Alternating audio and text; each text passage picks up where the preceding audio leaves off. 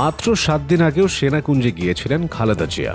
হাস্যোজ্জ্বল BNP নেত্রী সেদিন কুশল বিনিময় করেন সকলের সাথে। সেখানে দেখা গিয়েছিল তার স্বাস্থ্যের অবনতি, হাত ফুলে বাঁকা হয়েছিল তার। তবে এমনি ছিলেন তরতাজা, হাসি মুখে কথা বলেছেন সকলের সাথে। কিন্তু এর 7 দিন পর অবনতি ঘটে স্বাস্থ্যের। ভর্তি হন এভারকেয়ার হাসপাতালে। পরিস্থিতি ক্রমেই খারাপের দিকে চলে যায়। এমন অবস্থা এর আগে কখনো হয়নি বেগম খালেদা জিয়ার। নেতারা একে একে দেখা করতে যান, প্রধান উপদেষ্টা দোয়া চান এবং সর্বোচ্চ চিকিৎসা সেবা দেওয়ার কথা বলেন। পাশাপাশি আইন উপদেষ্টা আসিফ নজরুলও সশরীরে মধ্যরাতে উপস্থিত হন সেখানে। তাই সোশ্যাল মিডিয়ায় মানুষ নানা রকমের কথা বলছে এ নিয়ে। কেন হঠাৎ বেগম জিয়ার এমন হলো সেটাও বুঝতে চেষ্টা করছেন অনেকে। নভেম্বরের 21 তারিখ সশস্ত্র বাহিনী দিবসের সংবর্ধনা অনুষ্ঠানে যোগ দিয়েছিলেন বিএনপি চেয়ারপারসন বেগম খালেদা জিয়া। 2024 সালের 5 আগস্টের পর দ্বিতীয়বারের মতো সেনাকুঞ্জের এই অনুষ্ঠানে গিয়েছিলেন তিনি। এ সময় তাকে দেওয়া হয় সর্বোচ্চ সম্মান। প্রধান উপদেষ্টা অধ্যাপক ডক্টর মোহাম্মদ ইউনূসের আসনের পাশে রাখা ছিল খালেদা জিয়ার আসন।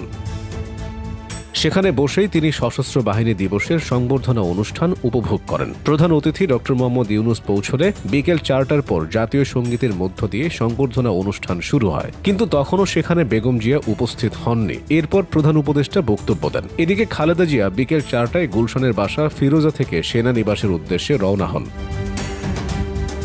তার সঙ্গে একই গাড়িতে ছিলেন পরিবারের অন্যান্য সদস্যগণ। এছাড়াও বিএনপি চেয়ারপারসনের গাড়ি বহরের সঙ্গে ছিলেন দলের মহাসচিব মির্জা ফখরুল ইসলাম আলমগীর, খালেদা জিয়ার মেডিকেল বোর্ডের প্রধান অধ্যাপক ডক্টর শাহাবুদ্দিন তালুকদার সহ অন্যান্য নেতারা। খালেদা জিয়া সেখানে পৌঁছলে সেনাপ্রধান জেনারেল ওয়াকারুজ্জামান, নৌবাহিনী প্রধান অ্যাডমিরাল মোহাম্মদ নাজমুল হাসান এবং বিমান বাহিনী প্রধান air chief marshal Hasan Mahmud Khan তাকে অভ্যর্থনা জানান। গাড়ি থেকে নেমে হুইল চেয়ারে বসে অনুষ্ঠান স্থলে যান খালেদা জিয়া। এ সময় তার পরনে ছিল ল্যাভেন্ডার কালার শিফন শাড়ি। মঞ্চে বা থেকে প্রথম আসনটি ছিল বেগম জিয়ার বসার জন্য। এর পাশাপাশি আসনে বসা ছিলেন প্রধান উপদেষ্টা।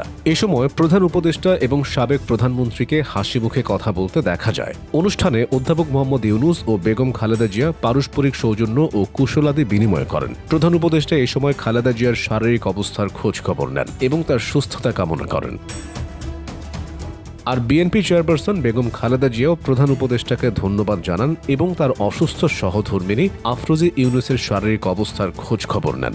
এরপর একে একে অন্যান্য রাজনৈতিক নেতারাও দেখা করেন বেগম জিয়ার সাথে। জামায়াতে ইসলামীর আমির ডাক্তার শফিকুর রহমান, নাগরিক ঐক্যের সভাপতি Mahmudur Rahman Manna, BJP chairman barrister Andalib Rahman Partha সহ এনসিপির নাহিদ ইসলাম ও মাহফুজ আলম প্রায় সকলেই দেখা করেন। তবে সেনাকুঞ্জের অনুষ্ঠানে বেশিক্ষণ ছিলেন না বেগম জিয়া। অনুষ্ঠানে অংশ নেওয়ার কিছুক্ষণ পরই বিকেল 5:30টায় তিনি নিজ বাসার উদ্দেশ্যে রওনা হন।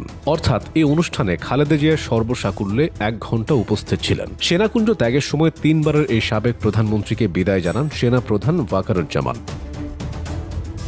মাত্র কয়েক মিনিটের যাত্রা শেষে 5:35 ফিরোজায় পৌঁছান তিনি। সেনাকুঞ্জে তিনি কিছু খাননি, বক্তব্য দেননি, এমনকি মিটিংও করেননি কারোর সাথে। তবু সোশ্যাল মিডিয়ায় অনেকে বলছে সেনাকুঞ্জে গিয়ে স্বাস্থ্য ঝুঁকি বেড়ে যায় বেগম জিয়ার। অনেক মানুষের ভিড়ে সেদিন তিনি সেখানে উপস্থিত হন। আর সেদিন তার মুখে মাস্কও ছিল না, তাই স্বাস্থ্য ঝুঁকি কিছুটা বেড়ে যায়। তবে এসব কথার যে কোনো ভিত্তি নেই তা বলাই যায়, কারণ সেদিন খালেদা জিয়ার মেডিকেল বোর্ডের প্রধান তার সাথে উপস্থিত ছিলেন। আর সাবেক এই প্রধানমন্ত্রীর স্বাস্থ্যের অবনতি ঘটে এর কয়েকদিন পর। তাই সোশ্যাল মিডিয়ার ছড়ানো বিষয়গুলোর তেমন কোনো ভিত্তি নেই বললেই চলে।